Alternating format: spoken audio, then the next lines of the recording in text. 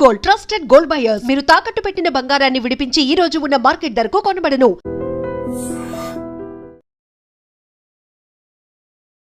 Hi, hello, నమస్తే, welcome back to iDream media. ఈ రోజు మనతో పాటు ఉన్నారు విశ్వేశ్వర రెడ్డి గారు అమెరికా నుంచి. ముఖ్యంగా H1Bకి సంబంధించి వీసా ఫీస్ హైక్ ఏదైతే $100,000 చేస్తారో దానికి సంబంధించి అమెరికన్ హైకోర్టులో పిటిషన్ వేయడం జరిగింది. అయితే దీనివల్ల ఏదైనా బ్రింగ్ బ్యాక్ అయ్యే ఛాన్సెస్ ఉన్నాయా ఈ రూల్ అనే దాన్ని తెలుసుకుందాం మనం. నమస్కారం సార్. నమస్తే సార్, జనరల్గా ఈ హైకోర్టు పిటిషన్ అనేది కొత్త ఏం కాదు, ఎందుకంటే last time birth right citizenship cancellation చేసినప్పుడు కూడా అక్కడ ఉన్న కొన్ని కోర్ట్స్లో పిటిషన్ వేయడం జరిగింది. అది ఇంకా జరుగుతూనే ఉంది. అలాగే ఇప్పుడు ఈ ఫీజు సంబంధించి కూడా పిటిషన్ వేయడం జరిగిందంట.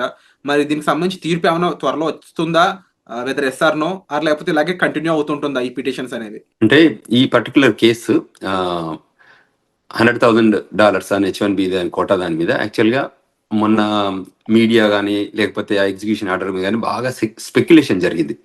ఆ స్పెక్యులేషన్ తో చాలా మంది పాపం స్ట్రెస్ అయ్యారు. అంత స్ట్రెస్ కావాల్సిన అవసరం లేకుండే.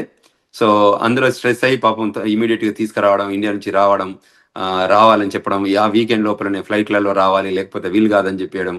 తర్వాత ఈ ట్రంప్ అడ్మినిస్ట్రేషన్ లో ఉన్న ఆఫీసర్స్ కొంతమంది కూడా, సెక్రటరీలు కూడా కొంత ప్యానిక్నెస్ క్రియేట్ చేశారు. సో ఓవరాల్ గా ఏంటంటే ఎనీథింగ్ దే కెన్ ఇంట్రడ్యూస్, ఏదైనా బిల్ ఆర్ ఏదైనా ఎగ్జిక్యూటివ్ ఆర్డర్ తీసుకురావచ్చు. ఎవరు ఆపరు. అంటే American law of the land లో రూల్ ప్రకారం ప్రెసిడెన్షియల్ డిస్క్రిప్షన్ లో వాళ్ళు తీసుకోవాలనుకున్న నిర్ణయాలను ఎవరు ఆపం.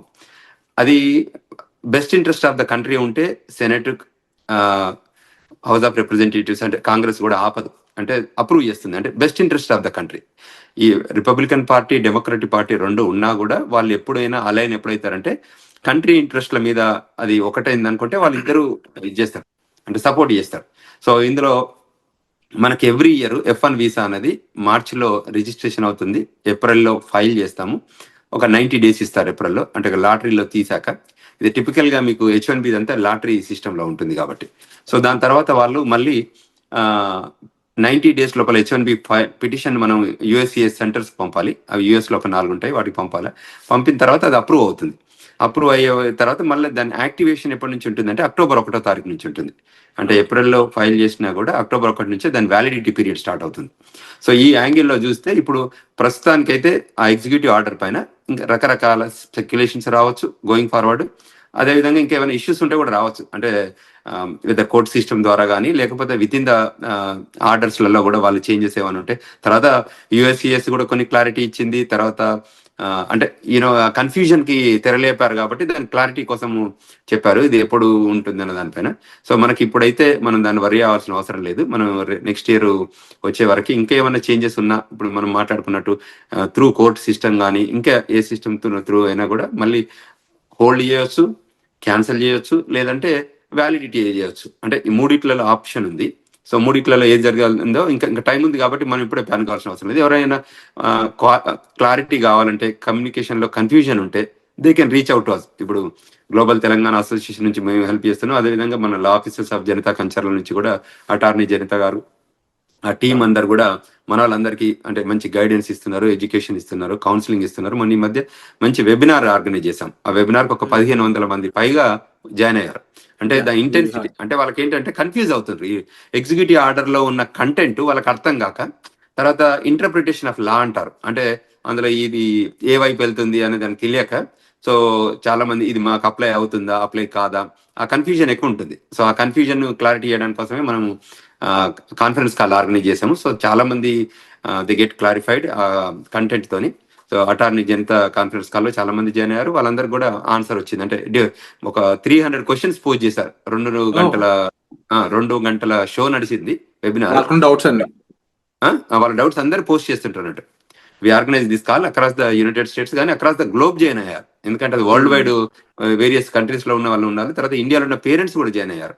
ఇది గ్రేట్ అచీవ్మెంట్. ఎందుకంటే వాళ్ళకు కూడా క్లారిటీ కావాలి కదా, వాళ్ళు కూడా they wanted to know and first hand information కూడా కావాలి.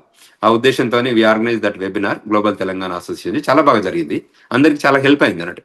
సో అంచేత అదేవిధంగా ఇంకేదైనా క్వశ్చన్స్ ఉన్నా ఫ్యూచర్ లో, అంటే ఇది నాట్ ఓన్లీ ఇమిగ్రేషన్ కానీ ఎనీ కన్సర్న్స్ ఉన్న ఇష్యూస్ ఉన్నా కూడా మనం కూడా అడ్రస్ చేస్తున్నాం. ఇప్పుడు DUI ఇష్యూస్ ఉంటాయి, థెఫ్ట్ కేసెస్ ఉంటాయి, అంటే షాప్ లిఫ్టింగ్ కేసెస్ ఉంటాయి, ఇంకా వేరియస్ ఇష్యూస్ వాళ్ళకి మ్యాట్రిమోనియల్ ఇష్యూస్ ఉంటాయి, వాళ్ళకి కన్సర్న్స్ ఉన్న వాటిని కూడా మేము వీఆర్ అడ్రసింగ్. వాళ్ళకు కూడా కౌన్సిలింగ్ చేస్తున్నాం, గైడెన్స్ ఇస్తున్నాం. రిప్రజెంటేషన్ కావాలంటే కూడా ఆ పర్టికులర్ కౌంటీలో ఉన్న అటార్నీని హైర్ చేసి వాళ్ళకి హెల్ప్ చేస్తున్నాం. తర్వాత DOI కేసులలో కొంత జైలు టర్మ్కి వెళ్తే కూడా వాళ్ళని బెయిల్ బాండ్ల మీద తీసుకొస్తున్నాం. ఏదైనా క్రిమినల్ యాక్టివిటీస్ లో ఎంగేజ్ అయితే, అంటే కావాలని కాదు కానీ ఎంగేజ్ అయితే కూడా వాళ్ళని పద్ధతిగా మళ్ళీ వాళ్ళని బయటికి తీసుకొచ్చే ప్లాన్ చేస్తున్నాం అన్నట్టు. Wonderful sir. అండ్ డెఫినెట్లీ మీరు కానీ అండ్ లాయర్ జనతా గారు కానీ ఇప్పుడు చేసే సర్వీస్ ఏదైతే ఉందో నిజంగా హ్యాట్స్ ఆఫ్. అయితే ఓవరాల్ గా ఇప్పుడు దేని వైపు ఎక్కువ స్కోప్ ఉండొచ్చు ఇన్ కేస్ ఆఫ్టర్ తీర్పు వచ్చాక? మోస్ట్లీ ఏంటంటే అందరూ భయపడే ఈ డౌట్స్ ఎక్కువ ఉన్నాయి. మీరు అన్నారు 300 వరకు డౌట్స్ అడిగారని చెప్పేసి. అందరూ కూడా ఏంటి అంటే ఇన్ ఫ్యూచర్ లో అమెరికా సిచ్యువేషన్ ఏంటి, ఎదురు అక్కడ లివింగ్ అయి ఉండొచ్చు, స్టడీయింగ్ అయి ఉండొచ్చు అనేది, దానికి సంబంధించి ఏదైనా ఒక్క స్టేట్మెంట్ ఇవ్వగలరా?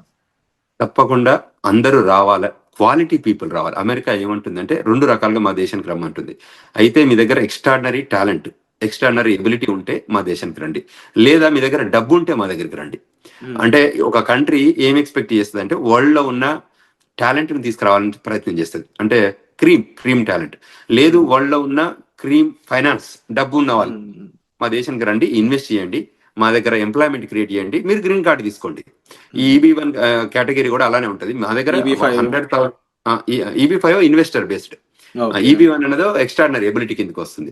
ఇప్పుడు ఎవరైతే టాలెంట్ ఉన్నది అనుకోరు, వాళ్ళు ఏమంటారంటే మీరు ఏదో జాబ్ ఉన్న వాళ్ళే కాకుండా H1B మంచి $100,000 గవర్నమెంట్ ఫీజు కట్టే టాలెంట్ ఉన్న రిసోర్స్ తీసుకురండి, చిన్న వాళ్ళని వద్దు అనేది గవర్నమెంట్ ప్లానింగ్ అన్నట్టు.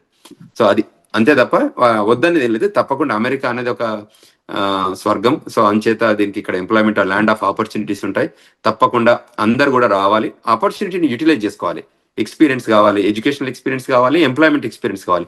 మళ్ళీ మన కంట్రీస్కి వెళ్ళొచ్చు. మన కంట్రీస్ లో మనం కొత్త ఇన్నోవేషన్ కానీ, ఏమైనా కొత్త ఇన్వెన్షన్స్ కానీ, లేకపోతే రీసెర్చ్ కానీ అవకాశాలు ఉంటే ఇండియా కూడా వెళ్ళిపోయి అక్కడ చేసుకోవచ్చు. బట్ ఒకసారి ఈ దేశం కూడా వచ్చి చూసిపోతే వాళ్ళకు కూడా ఒక క్లారిటీ ఉంటుంది కదా. అయితే స్టూడెంట్ రూపకంగా రావాలి, లేదంటే జాబ్ అన్నా వచ్చి ఇక్కడ కొద్ది రోజులు పనిచేసిపోతే ఆ మెచ్యూరిటీ లెవెల్ కానీ, ఆ ఎక్స్పీరియన్స్ కానీ, ఆ ఐడియాలజీ కానీ కొంచెం చేంజ్ ఉంటుంది కదా. ఇప్పుడు గ్లోబల్ థాట్ ప్రాసెస్ బిల్డప్ అయింది కదా, ఎందుకంటే వాళ్ళు చాలా కంట్రీస్ అమెరికాలో ఉంటారు. సో అంచేత మనం వాళ్ళతో కలిసి పనిచేయడం వల్ల కొత్త కొత్త విషయాలు తెలియడానికి ఆస్కారం ఉంటుంది. 100% సార్. తప్పకుండా రావాలని కోరుకుంటా. Thank you so much for the guidance and information sir. ఇక చూస్తూనే ఉండండి ఈ ఎపిసోడ్, మళ్ళీ కొత్త ఎపిసోడ్స్ మేము ముందుకు వస్తుంటాము. అండ్ నెక్స్ట్ ఎపిసోడ్ లో తప్పకుండా అమెరికాలో జరిగే కొన్ని ఆందోళనలు, అక్కడ జరుగుతున్న విషయాలు ఎందుకు జరుగుతున్నాయి, దాని మీద అక్కడ ప్రభుత్వం కానీ ఎలాంటి చర్యలు తీసుకోబోతుందని ఒక ఇంట్రెస్టింగ్ న్యూస్ తీసుకురాబోతున్నాం. Stay tune. Thank you so much. And don't forget to subscribe to iDream. And for more videos, Please subscribe to iDream. Please subscribe to iDream. Please subscribe iDream. And please subscribe to iDream. For more videos, subscribe to iDream.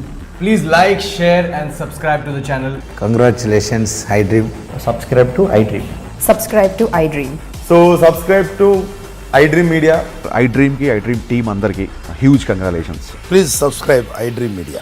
Please subscribe to iDream. Subscribe iDream. Please subscribe to iDream. iDream అంటే నా కళల channel subscribe చేసుకున్న నోరు తిరుగుతలేదు, మీరైతే గంట గుర్తు కొట్టండి. For more such videos, please subscribe to iDream. Subscribe to iDream. Please subscribe to iDream. Please subscribe iDream Media. Please do subscribe to iDream. Please subscribe to iDream Media. For best entertainment and information, please subscribe iDream.